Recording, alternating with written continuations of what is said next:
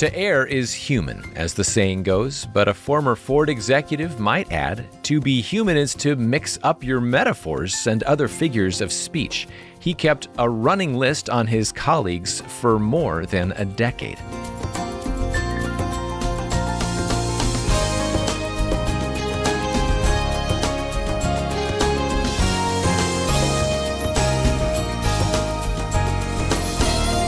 When Mike O'Brien heard someone say, "Too many cooks in the soup," he added it to his list.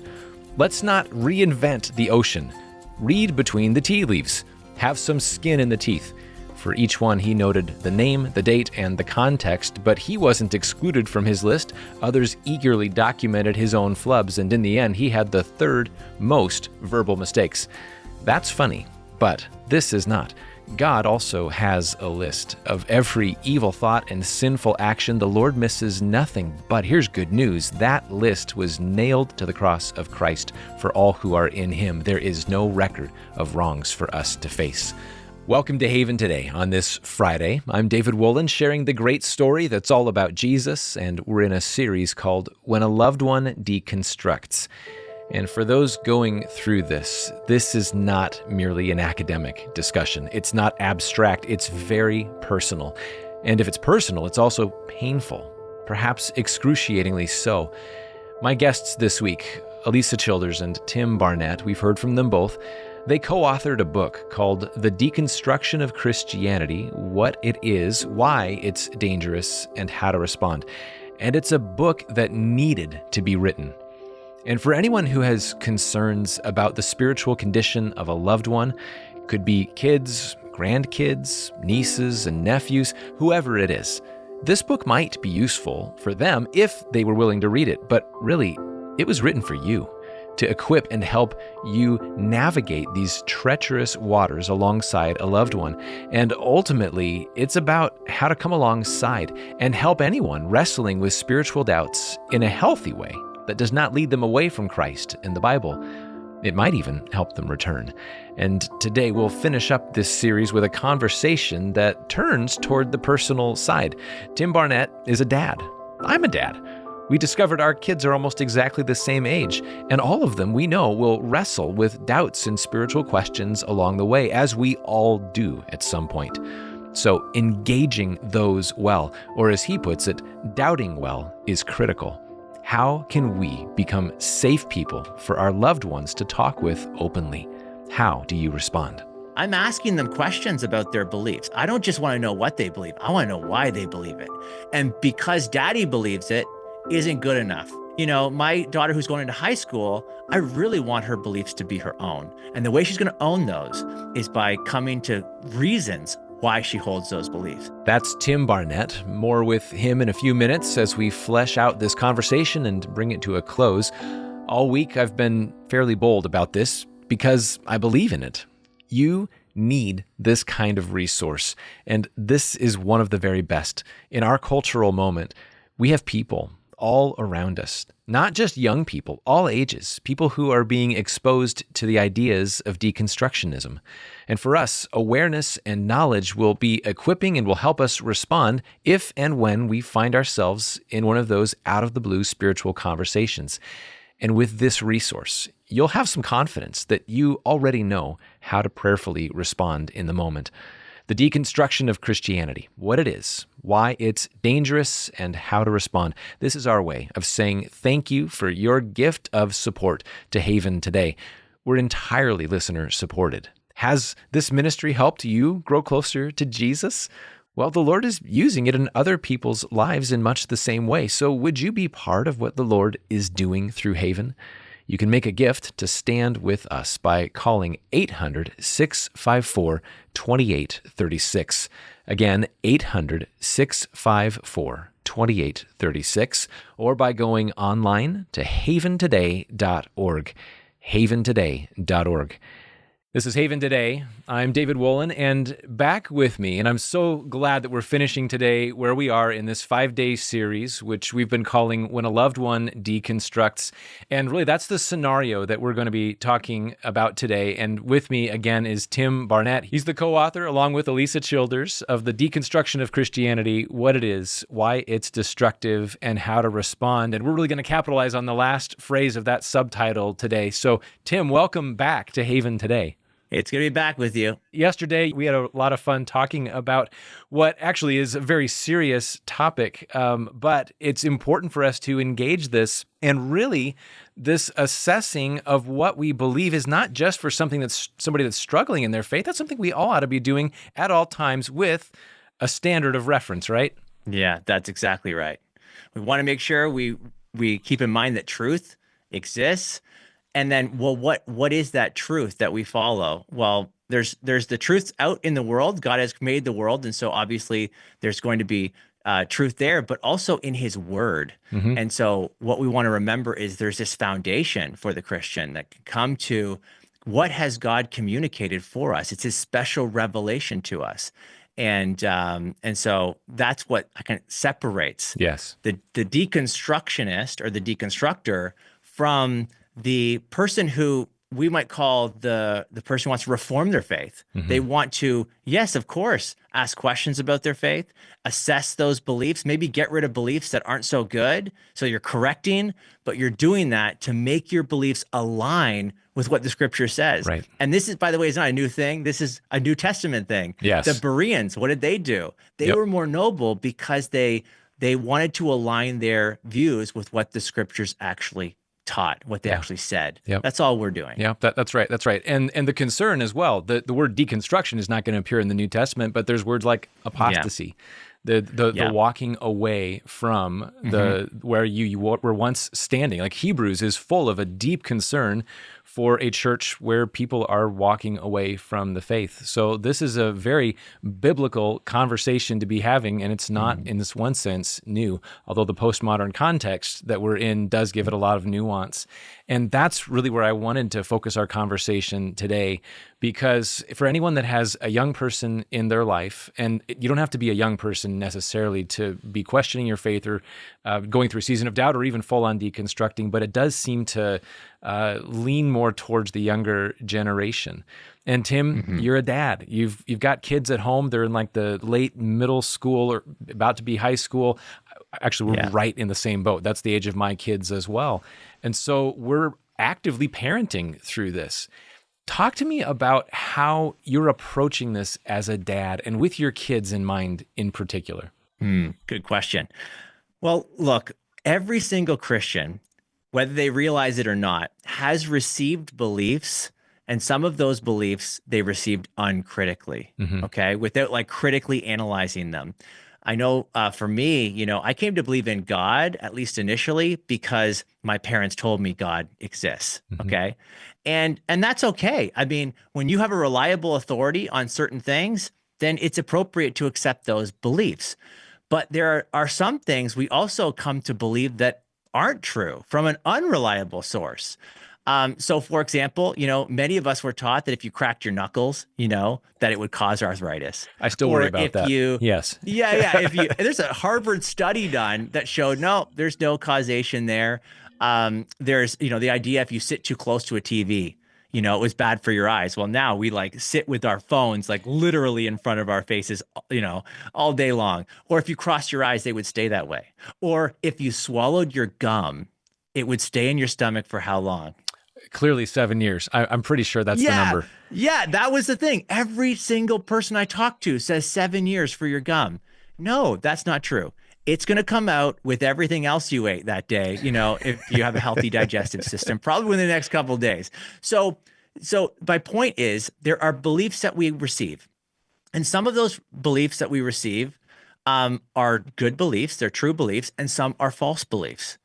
Now, the key is assessing which is which. Right. And so we need to come to terms with what we believe, but not just what we believe, but why we believe it.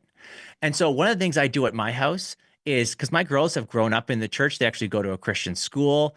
but I want to expose them actually to some of the challenges that are out there. Right. Not everyone believes like daddy believes. Yeah. And so sometimes at the dinner table, it's, hey, what if daddy became an atheist? Like, what if he no longer believed that Hmm. God is real? What would you guys say to that? Hmm. And so, and I'm just like questioning, like I'm getting to think like outside of what they're normally used to. It's so amazing, like my daughter's kind of struggling and faulting a little bit. And then, my youngest, I think, said, well, a painter or a painting needs a painter. And so a creation needs a creator. And I thought, what a clever, she Yeah. probably learned that at school. And like but she's thinking through this. Like what kind of argument would I give? What reasons are there to be a believer Hmm. in the Christian God? Yeah. And so I'm man, so proud of her. Okay, well, look, the Bible teaches us, especially in the parable of the soils. You remember the Mm. four soils. You have Oh, the yeah. good soil, rocky path, and then you have the thorns. Well, when the seed falls on the rocky soil, it says that it actually springs up, at least initially, right? It's like they receive the word with joy, Yeah. but then it says that the sun comes up and like scorches because there's no root in itself. And what Jesus says, I love that he interprets this parable for us, but he says these are the ones who, they receive the word at least with joy initially, but Hmm. because of persecution and tribulation, they end up, and his words are falling away. Yeah. Okay. This is like, I think there's an important warning here because there's lots of people in our church who maybe have not developed deep roots. Yeah.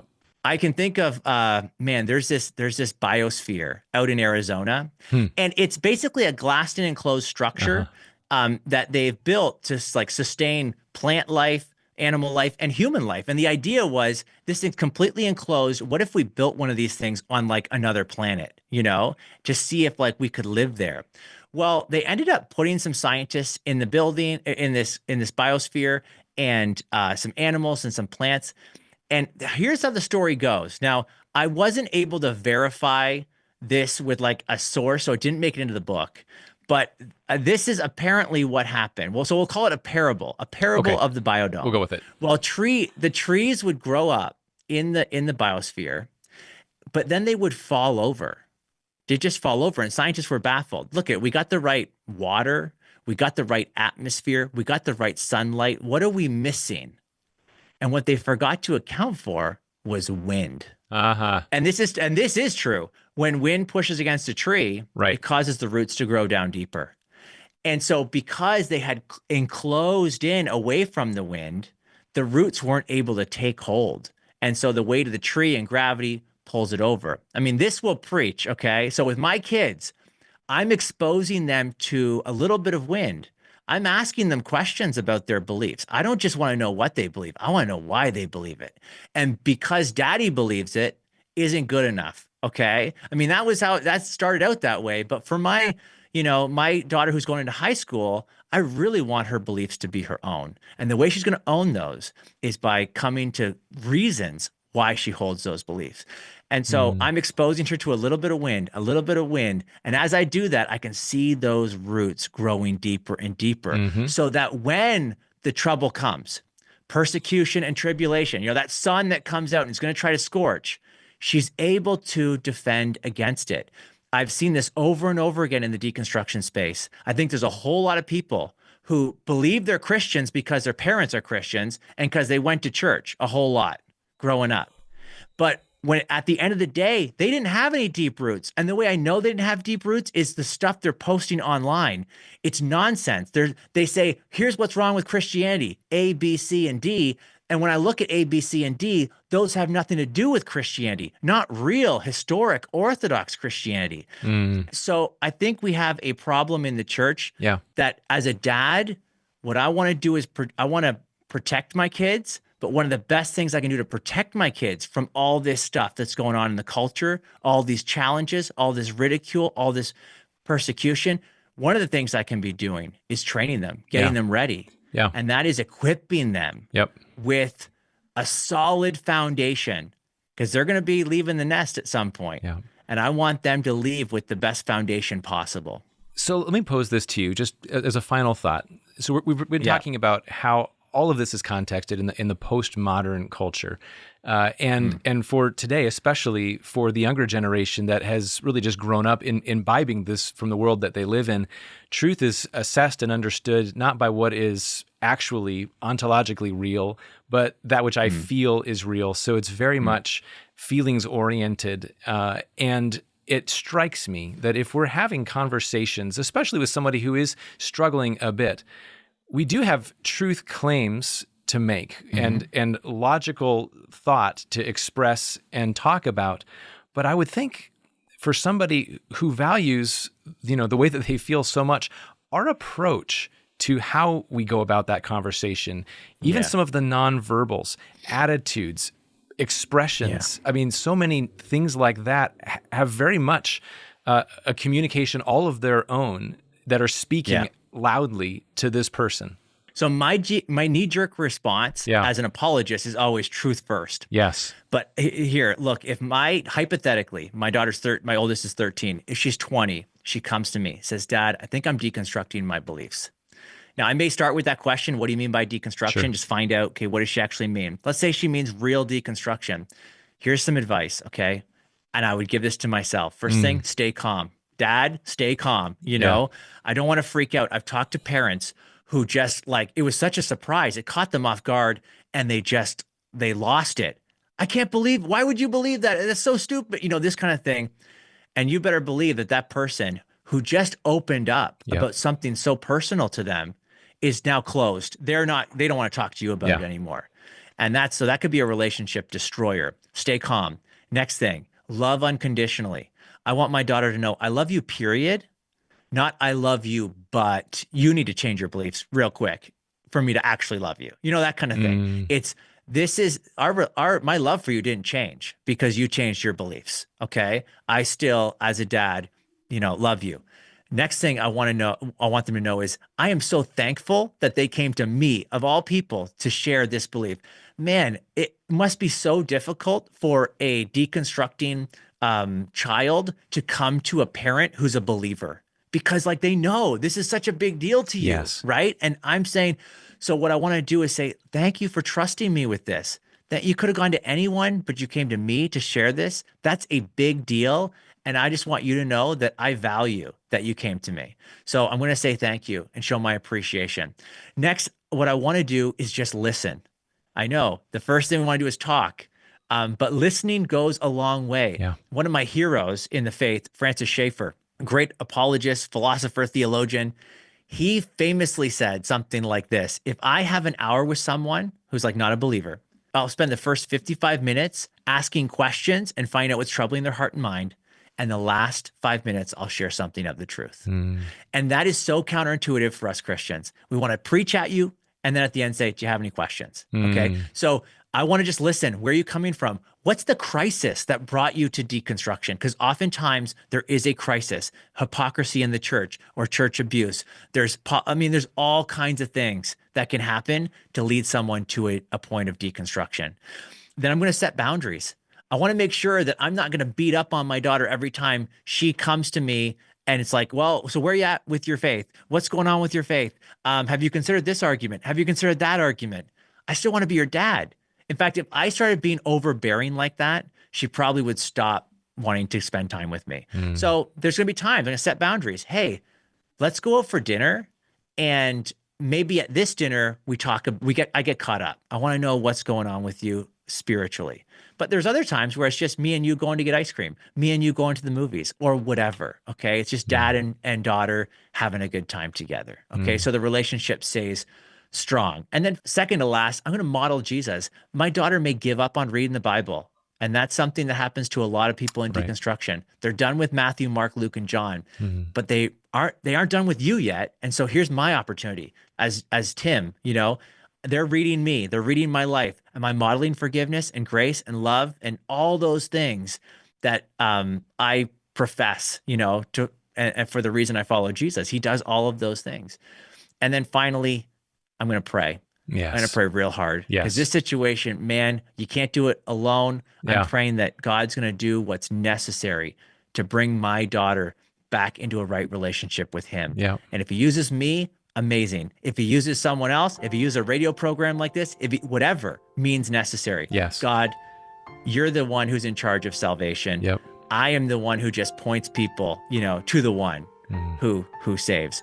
So that's going to be, again, we're going to pray real hard, get your church together, make sure you're talking with other believers, let them know what's going on so we can all be praying together. I'm so glad that's where you took this, and what a great place to wind up the discussion. So you've been listening to Haven Today. This is Tim Barnett. He's the co-author of The Deconstruction of Christianity, What It Is, Why It's Destructive, and How to Respond. And we're leaning hard on that last part today, how to respond. So thank you so much, Tim, for being with us. My pleasure.